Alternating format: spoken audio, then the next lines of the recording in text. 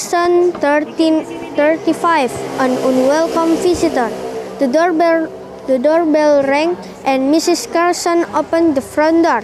Her heart sank when she saw Mrs. Burbage. Whenever Mrs. Burbage called, she stayed for hours and hours. "Good afternoon, Mrs. Carson," Mrs. Burbage said.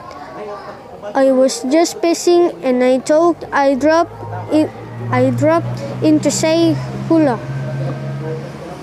"How very thoughtful of you," Mrs. Carson replied.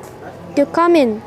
Just as Mrs. Carson had feared, Mrs. Burbage stayed for several hours. It was nearly 6 o'clock and Mr. Carson would be home from work soon. He couldn't stand Mrs. Burbage. Mrs. Carson kept wondering how she could persuade Mrs. Burbage to leave without offending her.